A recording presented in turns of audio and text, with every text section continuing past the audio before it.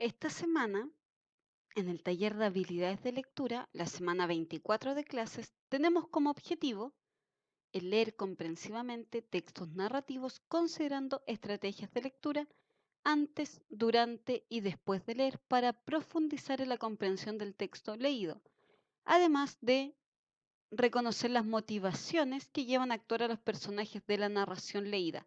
Todo esto, cierto, contextualizado a lo que es los ambientes narrativos. Para sintetizar, como hemos dicho en el objetivo, esta semana vamos a continuar trabajando lo que es narrativa. Y el género narrativo se centra principalmente en relatar, en contar historias imaginarias o ficticias, como por ejemplo tenemos el cuento, la novela, las fábulas y las leyendas. Nosotros, en el mundo en el cual vivimos, encontramos seres, lugares y hechos.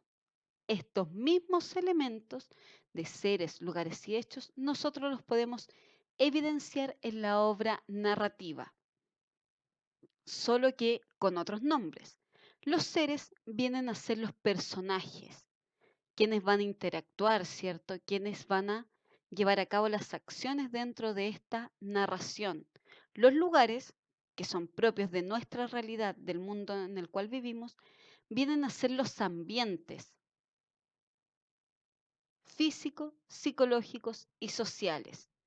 Y los hechos que ocurren en nuestro día a día vienen a ser los acontecimientos o acciones. Como les decía, el género narrativo tiene muchos elementos.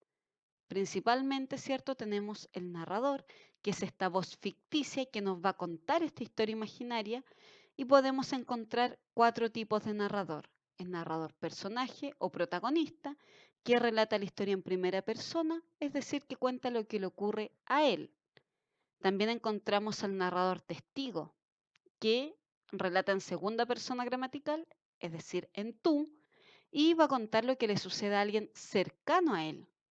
Él también va a participar de la historia, pero va a ser alguien cercano al protagonista. No cuenta su historia, sino que relata lo que le sucede a alguien cercano. Luego encontramos dos personajes que no participan de la narración, el objetivo y el omnisciente. El narrador objetivo viene a ser similar a una cámara. Él solo va a relatar lo que puede ver o escuchar.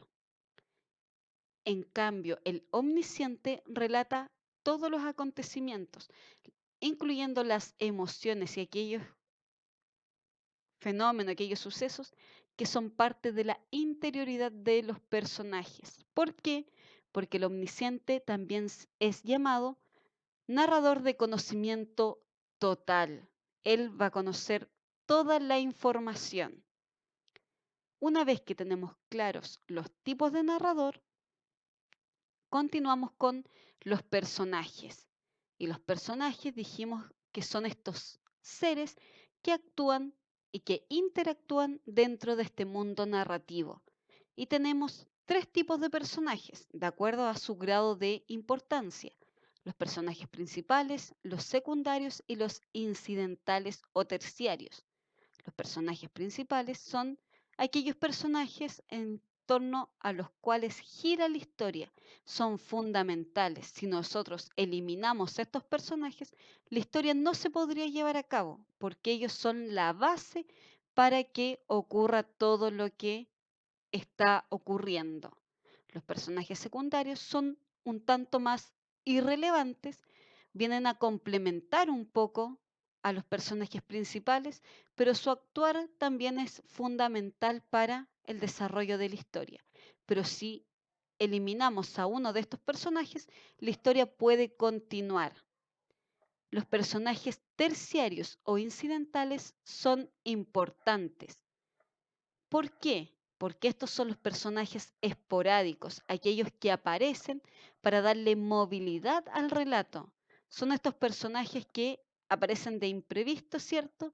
Y si la historia llevaba ya una línea definida, este personaje viene a modificar un poco esta línea narrativa que se estaba llevando a cabo. En cuanto al ambiente, tenemos tres tipos de espacio en donde se puede desarrollar y en donde se desarrolla esta acción narrativa.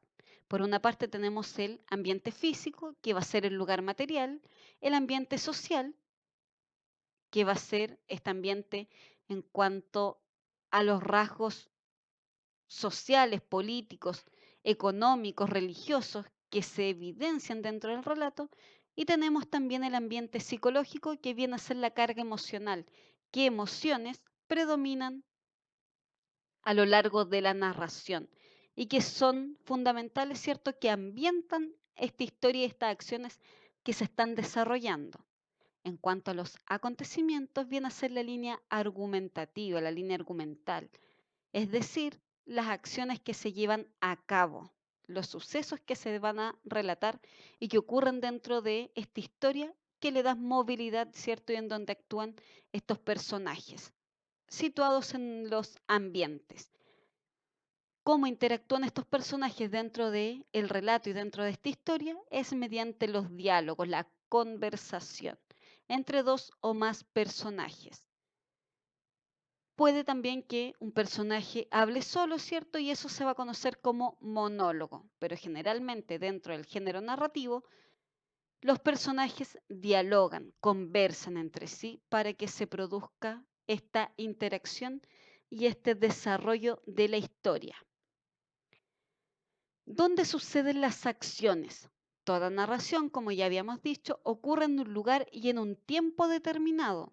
El o los lugares donde ocurren los hechos narrados se denominan ambientes. Y en esta sesión, en este taller de esta semana, nosotros solo vamos a trabajar el ambiente físico y el ambiente social. El ambiente físico corresponde a los lugares materiales, ¿cierto? En donde ocurren los hechos, en un bosque, en una ciudad, en una casa, una granja. Y el espacio social son las costumbres, las formas de convivencia, la posición social y económica de los personajes, los niveles de pobreza, las riquezas del lugar, la situación política, religiosa, económica, todos estos elementos que conforman la sociedad y que nosotros podemos identificar dentro de una narración. ¿Qué haremos en este taller en la semana número 24? Lo primero es describir el ambiente y explicar cómo el ambiente influye en las acciones del relato. Para ello, vamos a identificar en el texto palabras que describan el lugar donde ocurren las acciones. Vamos a identificar el o los lugares de los que se habla, si se habla del campo, de la ciudad, de una playa, de un bosque, etcétera. Vamos a determinar cómo se comportan los personajes y cuál es su condición social. Y vamos a explicar cómo el ambiente descrito y las costumbres influyen en las acciones de los personajes. Antes de comenzar a leer, ¿de qué tratará un cuento llamado El camarón de pozo? ¿Cuál podría ser el tema central? ¿Qué acción podría ocurrir? ¿Qué personajes estarán involucrados? ¿Dónde ocurrirá? Y la segunda pregunta, antes de comenzar a leer, ¿qué importancia tiene el agua para la vida de las personas? ¿Es importante o no? Y si es importante, ¿por qué lo es? Y si ustedes me señalan que no es importante, también deben justificar por qué el agua no es fundamental, no es importante para la vida de las personas. Esta semana nosotros vamos a trabajar el texto El camarón del pozo. Comenzamos con la lectura. El 21 de febrero hacía más calor que nunca y era más difícil porque escaseaba el agua. La casa tenía una manguera negra que goteaba dentro de una tinaja de greda, que según mi mamá había sido de mi bisabuelo. Escuché a la abuela decir, hay que ir a limpiar el pozo, debe de estar tapado. Y partimos para allá. Era un pozo grande, que nacía de una vertiente debajo de un viejo boldo. Mi abuela se puso unas botas negras hasta la rodilla. Yo me arremangué el vestido y le hice un nudo. Luego comenzamos a trabajar. Aunque el agua estaba helada, fue un alivio refrescar mis pies en aquella agua lodosa. Mientras sacábamos una especie de telas verdes y algunas plantas que crecían en la orilla, comencé a observar la enorme vida que tenía el pozo. Pasó rápidamente una libélula que parecía un pequeño helicóptero. Reconozco que me dio un poco de susto. Miró unos escarabajos que nadaban felices en el agua, como corriendo de un lado a otro. Había también unas pequeñas ranitas en la orilla. Casi no las veo porque eran del color de la tierra. Un montoncito de abejas se refrescaban las patitas en el agua, igual que yo, quizás un poco inquietas por tanto movimiento. Entre tanto observar la gran cantidad de seres que allí vivían, me di cuenta de que el agua ya no estaba verde, sino de un color café claro por tanto ajetreo. Cuidado con el camarón, dijo la abuela, señalándome un rinconcito del pozo. Rápidamente saqué los pies del agua por temor a que me mordiera con alguna de sus tenazas, mientras mi abuela se reía debajo de su chupalla que la protegía del sol. No, mi negrita, el camarón no te va a morder. Él vive aquí y es el encargado de limpiar el pozo, pero pero a veces hay que ayudarlo. Él se preocupa de sacar la basura que cae del boldo para que no se tape. Yo no me explicaba cómo un pequeño camarón tenía tanta responsabilidad y que gracias a él yo podía tomar agua. Así es, dijo mi abuela, él es el señor del pozo. Gracias a que cuide y limpie nuestra agua, ésta puede llegar hasta la tinaja. Quedé sorprendida y me dio risa. Quizás el camarón pasó muy cerca de mis pies y no lo vi, menos ahora con el agua turbia. Imagínense que lo hubiera pisado, no tendríamos agua limpia. No quería ni imaginármelo. Habían pasado algunas horas y ya era un poco tarde, por lo que regresamos a la casa. Vimos que salía fácilmente el agua, pero era de color como leche con chocolate. Me dijeron que no me preocupara y que al otro día estaría mejor. Apenas desperté al día siguiente, fui inmediatamente a ver la tinaja. Esta brillaba por la claridad del agua, salía muchísima y estaba muy limpia. Agradecida partí corriendo a visitar a don Camarón, por lo que hizo esa noche al limpiar el pozo del barro que tenía el agua. Pasó un buen rato y todavía no podía verlo. De pronto, un chorro de agua pasó veloz frente a mis ojos. Ahí lo conocí, grande y gordo, con dos enormes tenazas y una cola que movía como una escoba.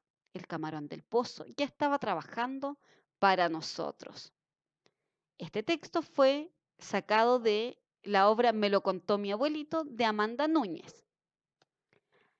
Después de leer, preguntémonos qué nos pareció esta historia. ¿Es interesante o no? ¿Qué elementos tienen que hacen que esta historia sea interesante o sea entretenida? Ahora sí, después de leer, vamos a encerrar las palabras que se relacionan con el ambiente del relato. Calor, pozo grande, mamá, tinaja de greda, vertiente, buen rato, escarabajo, don Camarón, 21 de febrero y abuela. ¿Cuáles de estas 10 palabras se relacionan con el ambiente del relato, ya sea físico o social? Las marcamos con una X o la encerramos en un círculo. La pregunta número 2. ¿En qué lugar ocurre el relato? ¿En un río, en la ciudad o en el campo? Y debemos justificar nuestra respuesta. Si señalamos que ocurre en la ciudad, por ejemplo, ¿qué marcas textuales del texto me permiten señalar esto? Pregunta número 3. ¿Qué relación de parentesco hay entre los personajes? Marcamos con una X. ¿Son hermanos? ¿Son madre e hija? ¿O son abuela nieta? ¿Cómo calificarías el ambiente en que viven los personajes? ¿Es un ambiente rural o es un ambiente urbano? Y debemos señalar el por qué. Si decimos que es rural, ¿por qué estamos dando esta respuesta? O si decimos que es urbano, también debemos justificar. ¿Cómo es la familia del relato? ¿Es sencilla, es rica o es poderosa? Y también debemos justificar nuestra respuesta. Recuerden que esta semana estábamos trabajando lo que son los ambientes de la narración. Por lo tanto, la justificación de estas respuestas debe estar en concordancia con este concepto. Nuestra actividad de cierre, tras leer cierto este texto, es señalar cómo influye la suciedad del pozo y la escasez de agua en las acciones de los personajes. Y explicamos. Y la pregunta número 7, la abuela le explica a su nieta que el camarón limpia el pozo. ¿Cómo influye este hecho en las acciones del relato?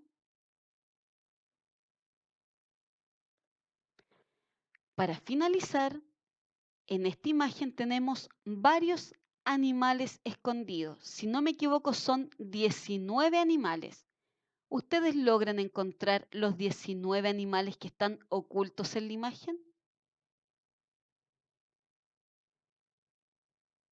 Y lo último es recordarles el horario de clases, que participen de la clase porque recuerden que en este espacio que tenemos de clase virtual vía Skype, nosotros desarrollamos las actividades que dejamos para la semana en el taller de habilidades.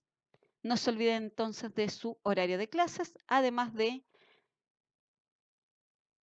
el desafío de esta semana porque lo vamos a resolver al finalizar la clase. Nos vemos, que estén bien.